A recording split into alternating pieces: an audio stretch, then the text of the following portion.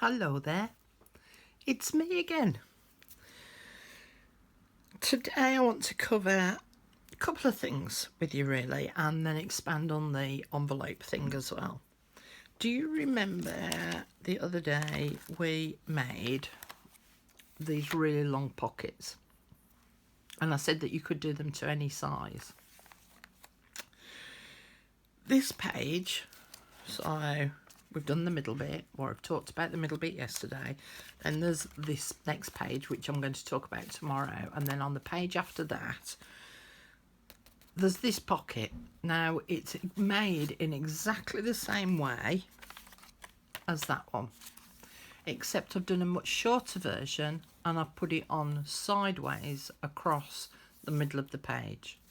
And on the back of the pocket, I glued it on here and here, so that there's a thumb hole there so that you can see that there is actually a pocket here.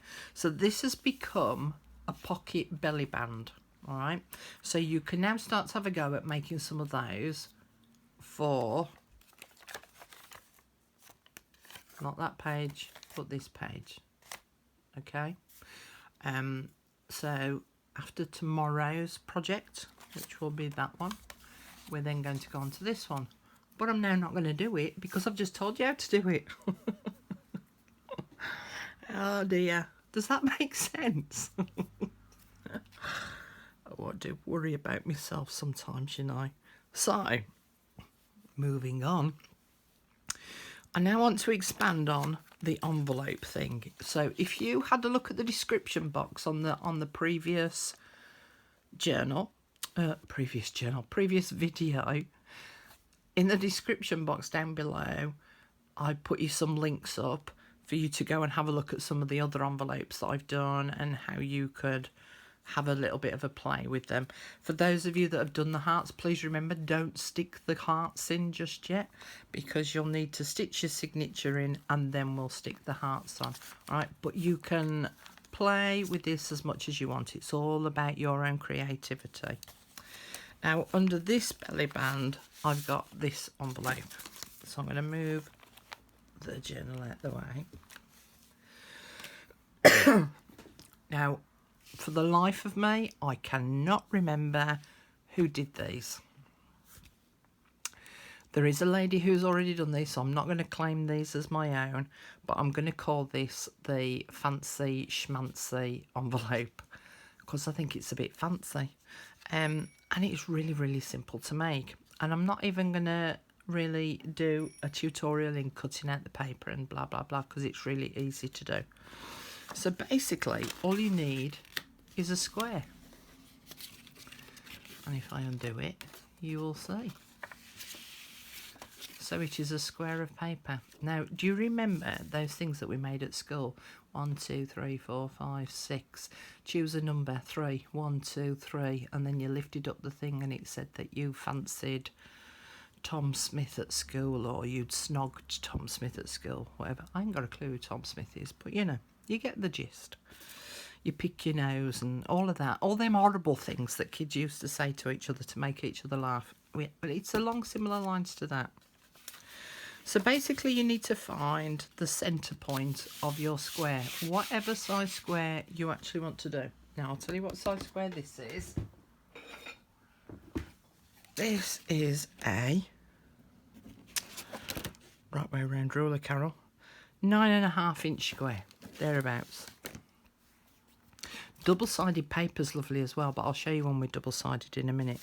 So you can draw with a pencil line diagonally to be able to find the centre point, all right? But you fold in your 4 corners.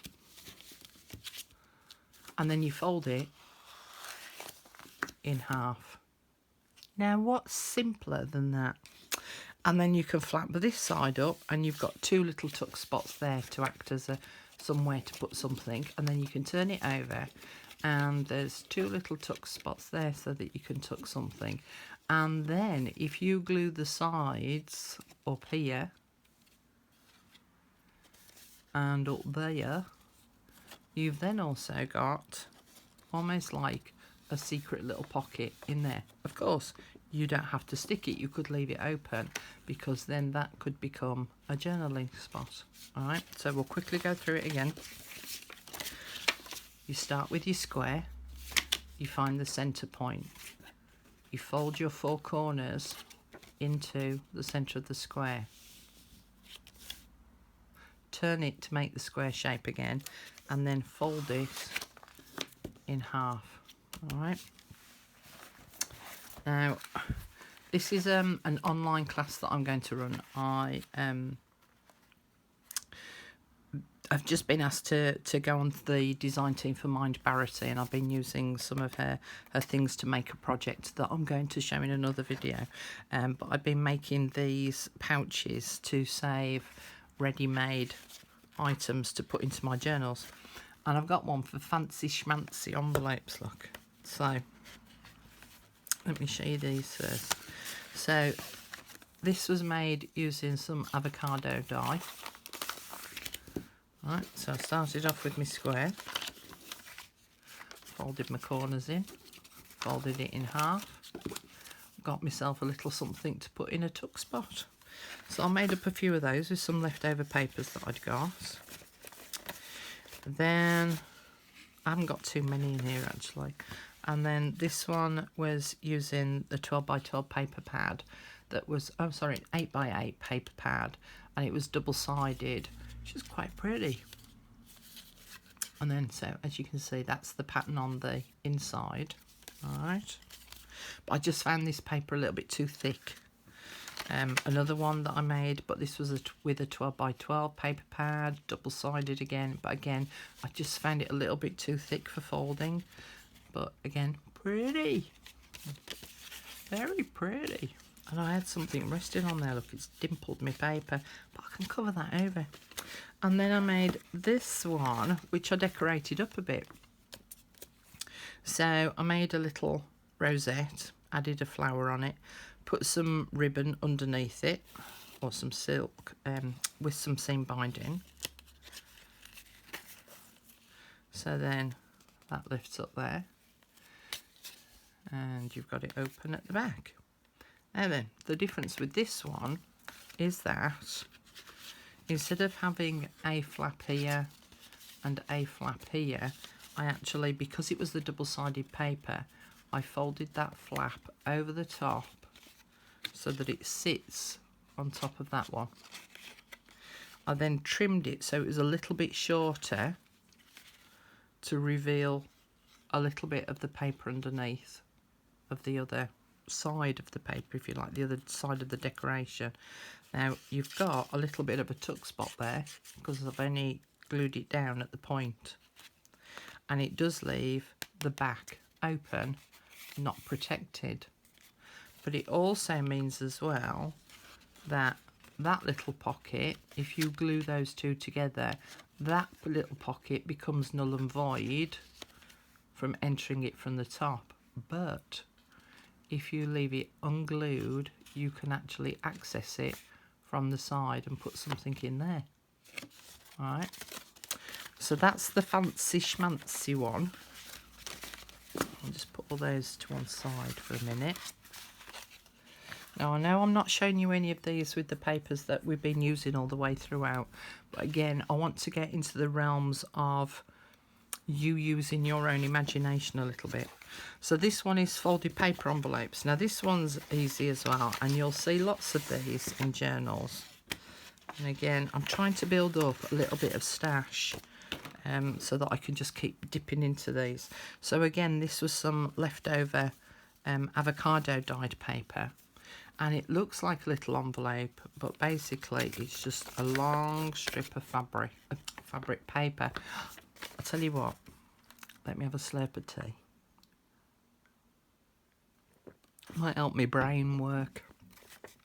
Just a long strip of paper that I'd cut off because I wanted to use the other part of it, and I was just left with a bit of paper.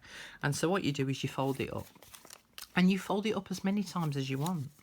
But the top bit, the very top bit, you just fold the corners in, and that flips then over the top. So it now looks like an envelope, but you actually open it, And this is the old way that they used to do documents, really, wasn't it? Is that they used to have them folded up and they used to write on them.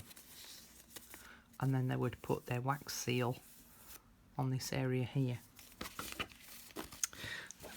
So these were some that I did with some other leftover bits of paper.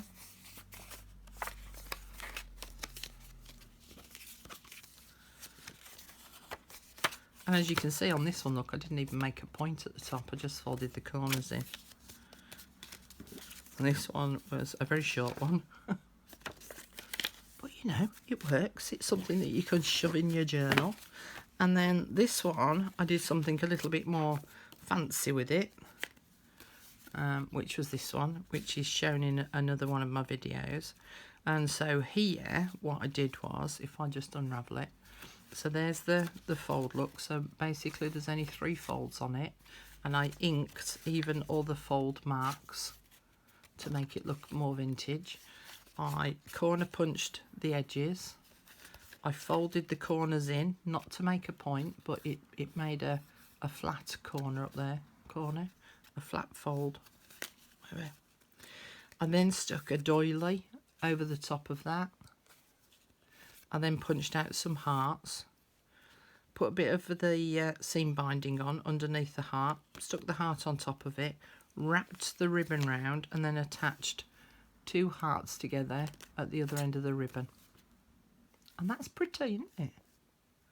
Another little simple envelope for you to make, and you could make loads of those and build up a stash. So again, all you got to then do is just tuck into your stash. And then the one that I did for the journal that I've been showing you that I've been making, this looks very, very bland, boring, but by the time I've tarted and titivated it, it will look adorable. And this is basically this long envelope. I love an envelope.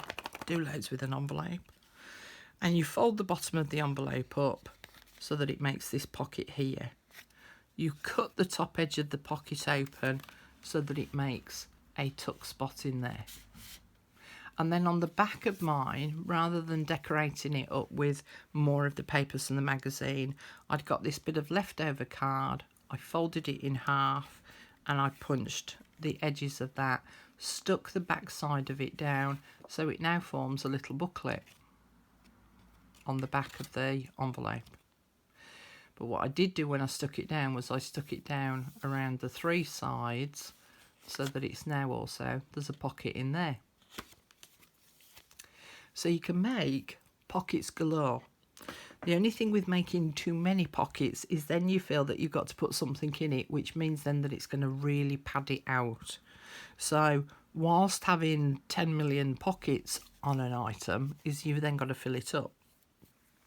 Now these are called floating pockets, so that you can tuck them into spaces, or there's lots of people who do swaps with these and they decorate these envelopes up. And I know that Andrea of Arty Mazes, she recently did something where she made pockets, but she actually didn't, I don't think she used the envelope, I think she used card, and she made it up, decorated it up, and they all did a swap on it. I just don't have time for swaps at the minute, and it's quite infuriating, but because I'd love to be involved, but I just haven't got the time at the minute. So basically with this one, you get your envelope. Now if you want to use the inside of your envelope as a tuck spot, if you're going to cut it open, you need to think about how you're going to stick the flap down, because if you place glue over the whole of the flap and stick it down, you're basically closing the pocket area up, right? So you only want glue around the outer edge to adhere it to this. Don't use the sticky that's already on there that you lick to stick your envelope down, because it's not a strong, quite strong enough glue. You're better off putting some glue around there, some PVA or some collal glue, and then stick that down. So you can either then fold it that way or turn it over and fold it that way. All right. Either way, you've got a bit of an ugly bit to deal with, which is the flat bit. Right. But then you fold it up to whatever height you want. So you could do, let's do a green one. So I've got these green envelopes too. So you could fold it right up. So you can see, look, this one's got a shallow, oh, sorry, too high up. This one's got a shallow pocket on it. That one's got a deep pocket on it. Do them to whatever height you want. And then, obviously, you decorate them. Now then, before you stick that pocket down, measure what area that is and cut out an image, text, music paper, old newspapers, bit of tissue paper, serviette, whatever you want to use to decorate the back. Just measure it. Decide whether you want to cover the whole area or whether you want to leave a slight border around it. Glue that in place first. Then when it comes to your flap, if you want to make this bit into a pocket, trim off that top edge first. Put a thumb hole on it if you want. Then work out your area that you want to cover on there and then stick that on. And then you glue here and here on your envelope, and then you glue those two together. And then you've got a pocket there. You've got a pocket if you've cut open the top of your envelope into there. You've got, if you cut across there, you've got a pocket that will then go into there. And then, of course, you've got the back that you can use. So you could attach another image on the back of there and make that into a pocket, or do as I did, which was to cut out a piece of card, stick it on the back and make it into a booklet, but you've still got your pocket as well. Okay, so lots for you to think about again. And I'm going to put this back up again because this applies to everything that I've just shown you again today.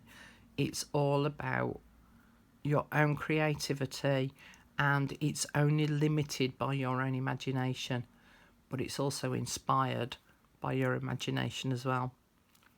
Give it a go, see what you come up with. And of course, some of these things you can attach to the page as well. They don't have to be just floating elements. You can actually stick them to your pages and use them that way. So I'm going to leave you with those thoughts for today, and we'll have a proper tutorial tomorrow. I hope you're enjoying this bit. I'm making you think, aren't I? Ha ha ha. Wicked evil laugh. See you tomorrow, guys. Draw.